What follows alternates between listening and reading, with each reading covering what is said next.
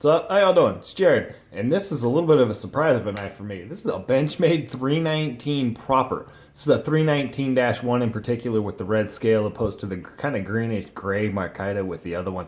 This is a surprise of a knife for a few reasons because I actually didn't know that it was coming out. I missed the IWA show when they actually announced it, and I just really haven't been paying too much of attention. And then it's a slip joint. Benchmade actually came out with a slip joint knife. If I don't fumble it there and cut myself. And so it's a good design. They named it the proper, as in a proper proper slip joint, a proper gentleman's folder, I think is where that name comes from. And it qualifies for that because it is a proper gentleman's type knife. It's a proper cutting tool because this thing is really just not aggressive in any way, shape, or form. And I mean that's really cool in itself. But what they've done, you can kind of, they were trying to modernize a standard slip joint. You know what I mean? You take this standard slip joint design, make it modern materials, modernize the design a little bit, and I think that they actually did a really good job at that. Listen to the way it closes.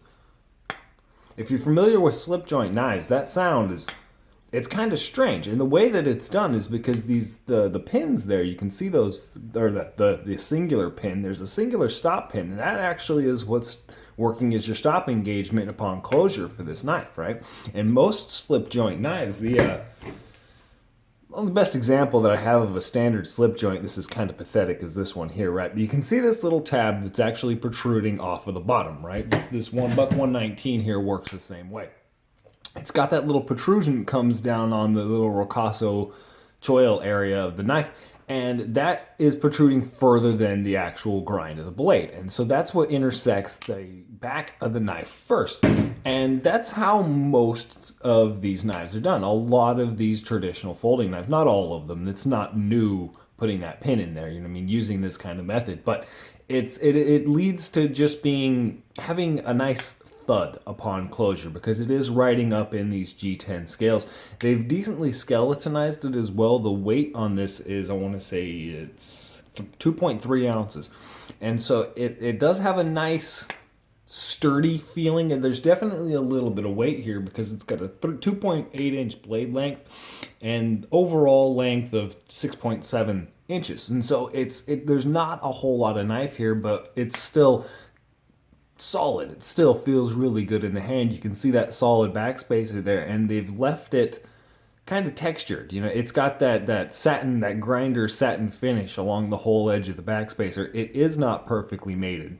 You can see that there, but that's where the actual spring is bent, right? You've got that spring tension riding through this pin here, and so they could have done a better job there, but that's actually why it is sticking up.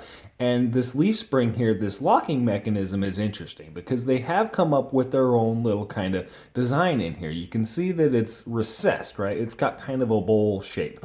And the actual locking spring itself is the same way. It's got that kind of rounded shape in there. And that's actually what engages in the open position here. You can see that rounded tang of the blade, and it snaps into place.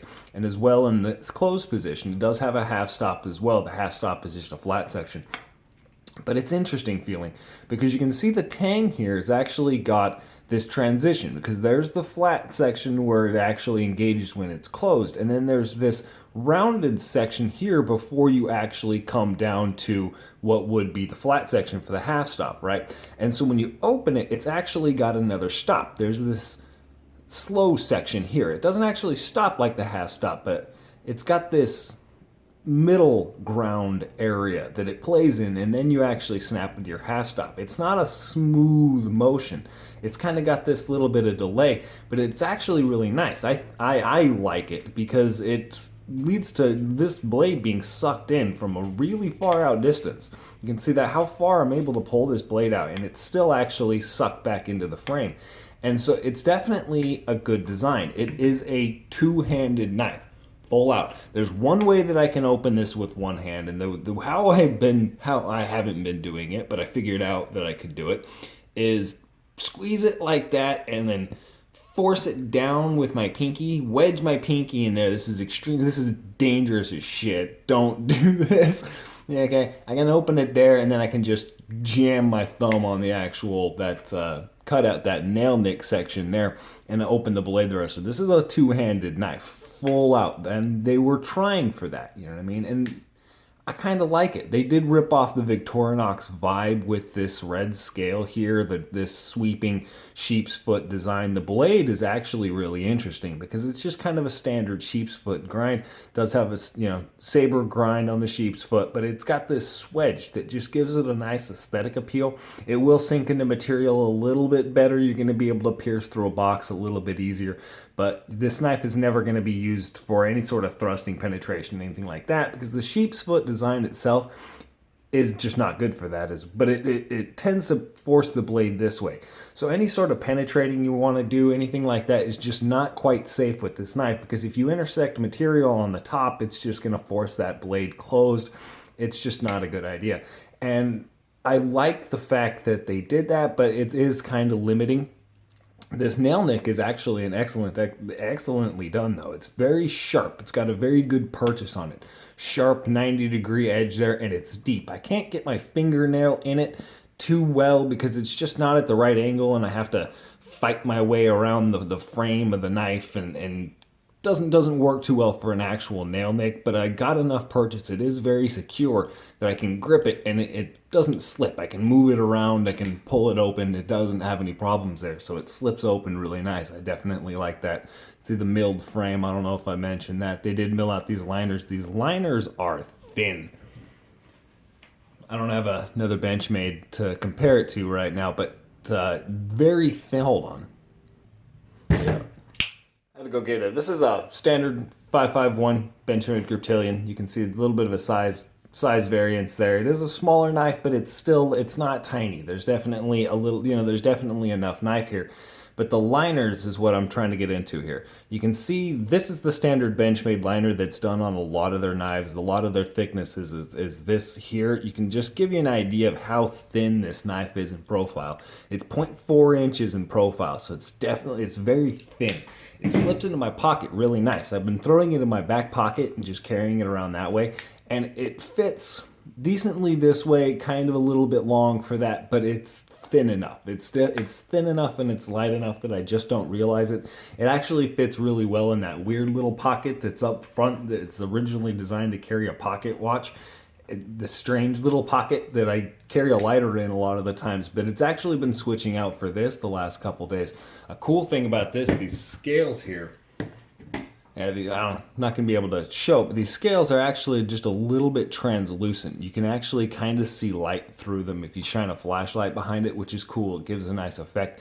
And again, they're kind of ripping off the Victorinox vibe here, but they have improved upon the design because you got a lot of indexing with this knife. I know where my fingers are with this knife, regardless if I'm doing with a forefinger, this really crushed in forefinger grip here. I can actually just slip it back, throw my pinky on the back, and I have a decent mobile 3-finger grip. This is the way I actually prefer any sort of cutting with this knife.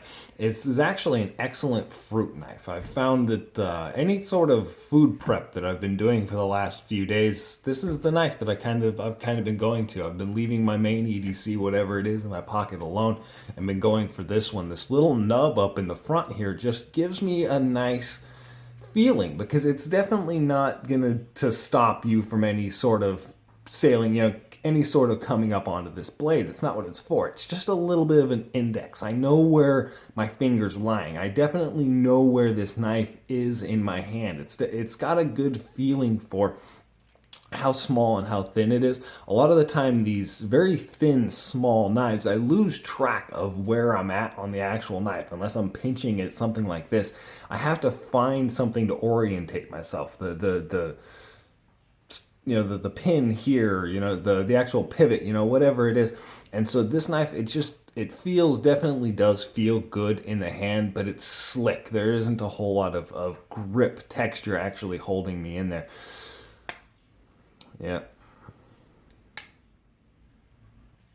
Yeah, really like that they did this knife. It enables people in a lot of other countries, the UK, a lot of different European, a lot of Europe, a lot of different places in the world that aren't able to carry a locking knife. And they haven't been able to carry a Benchmade unless it was a fixed blade for a long time because they just haven't offered this. And so now I think that these are going to sell overseas, opposed from America in a lot better than they're actually going to sell in America. So I do think that this is just an excellent choice for Benchmade. I do like the way where they're going here. They're not sticking with that tactical realm. They've done a lot of gentleman's folders in the past, but they're kind of taking away from the Benchmade tradition a little bit with this one. So I definitely like it.